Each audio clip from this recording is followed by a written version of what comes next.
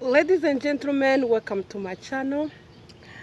Today we are going to talk about why this is the best time to update the CDC guideline on breastfeeding for women living with HIV in the United States. My name is Twishim Claire Magera. I'm one of the oldest people born with HIV. I'm a mom of 2 healthy boys. I had a stressful experience for each time I wanted to breastfeed my babies. Because the CDC guidelines stated that because I'm in the United States, I cannot breastfeed. In today's video, I'm going to challenge CDC guidelines on breastfeeding for women living with HIV. And I'm going to call on CDC to update the guidelines based on these 5 factors: access to baby formula, mom and baby health and wellness, stigma and discrimination, HIV criminalization, and women living with HIV empowerment. Let's get started.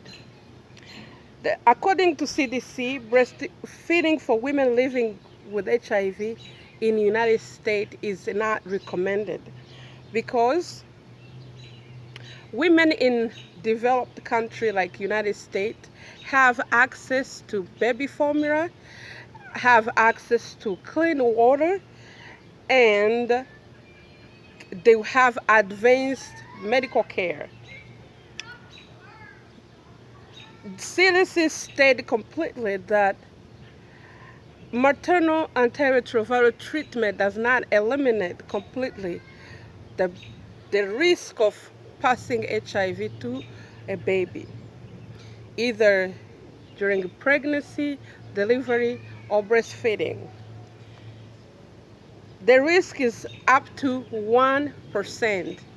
However, these are data from developing countries. The CDC continues saying, unlike in developing countries where I come from, where people are poor, women living with HIV are recommended to breastfeed. CDC gives a reasonable reason why they do not recommend breastfeeding for women living with HIV in the United States. One of the reasons is they have limited data on breastfeeding for women living with HIV in developed settings.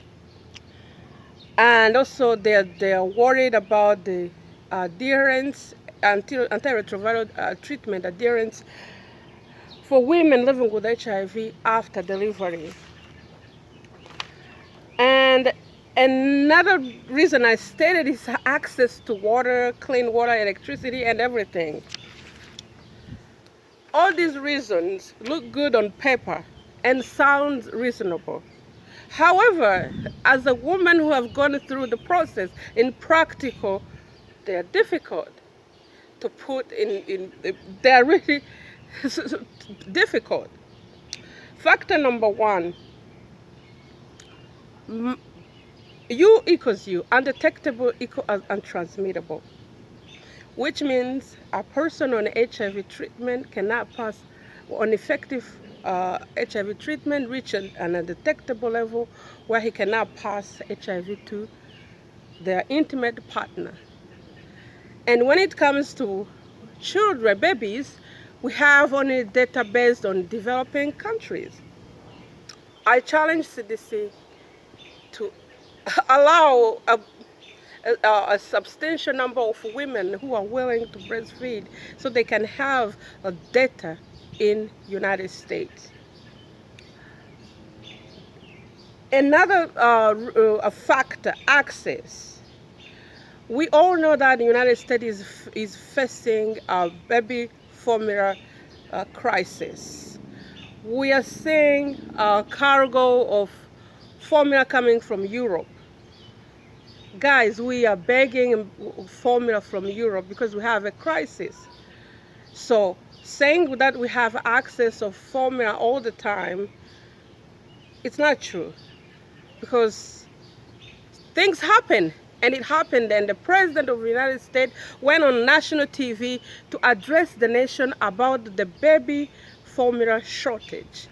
That's a serious issue. That shows the anguish and the stress women with infants are facing now. It can happen. It happened now. It can happen in the future. The second, about access. I live in Detroit, 30 minutes away from Flint. Flint came in the national news because people in Flint did not have access to clean water. Talking about access, Flint is not the only city in the United States which doesn't have clean water. Thank God the whole world woke up and pronounced Flint, and now things are being fixed, but not completely fixed. Do not forget Flint. Things are not 100% fixed. So women in Flint don't have access to clean water. And Flint is 30 minutes away from my home.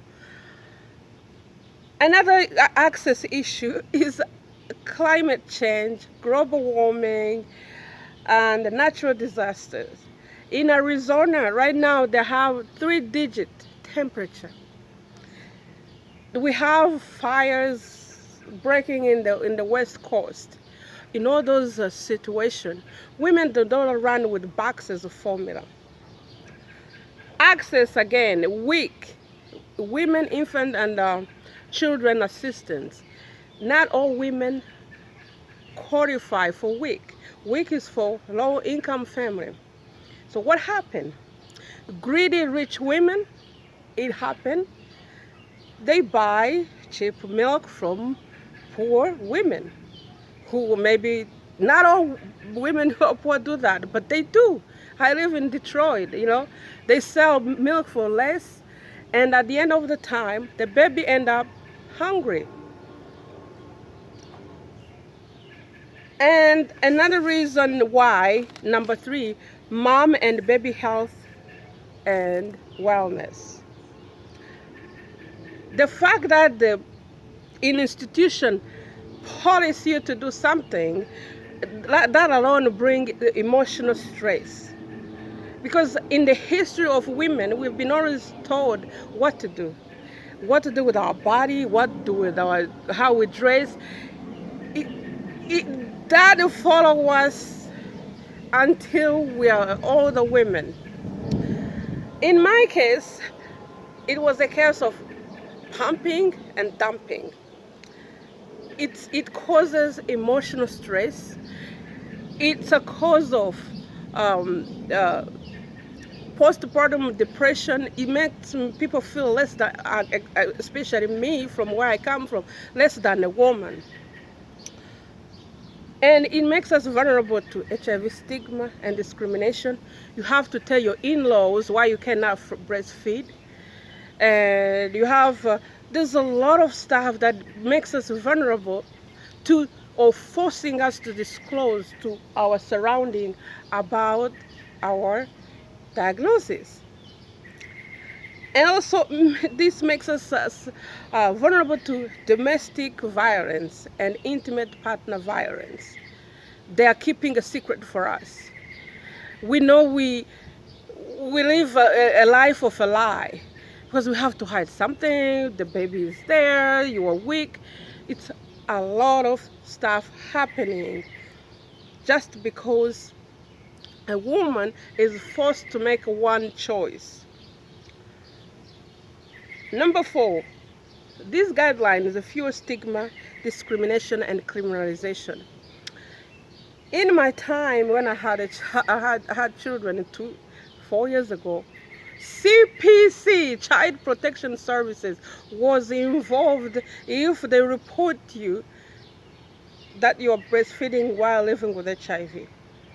In other words, we were presumed the criminal. The healthcare provider, instead of doing their job, they became the police. And it reduced trust between us and the healthcare providers. We had a script for the OBGYN, a script for the pediatrician, a script for the ID doctor, just in case we forget to say the right thing so we don't fall in a hole.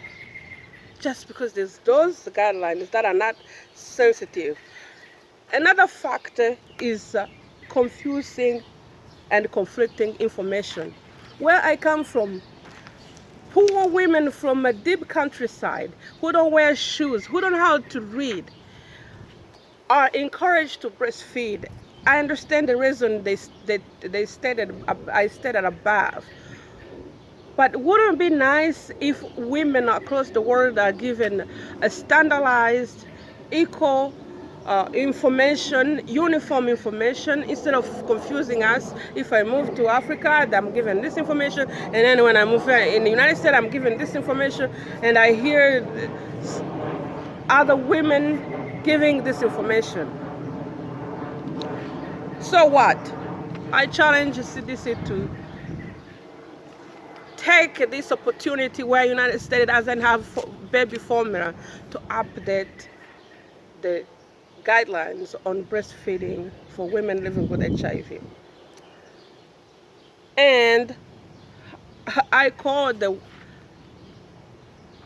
healthcare provider and everyone not to be the police. It have never worked to police women and women's body. Instead, empower women, work with women. Women know best. Prioritize mom and baby wellness and well-being. Provide comprehensive information, standardized care, harm reduction oriented counseling, and listen to the woman. Really put the woman at the center, because it's all about women and children. And also, HIV is not a crime. Decriminalize living with HIV. So what's needed? We need CDC to update the guidelines, modernize guidelines. We need the power back to women and power back to healthcare providers, so we can each woman can have a team of healthcare provider made up with the infectious disease doctor, OBGYN, pediatrician, social worker, doula, nutritionist, even teacher. Why not?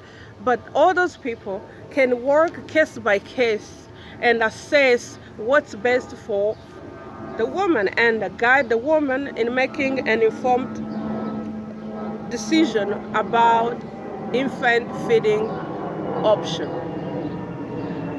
Thank you so much for watching. Subscribe, like, and see you in the next video.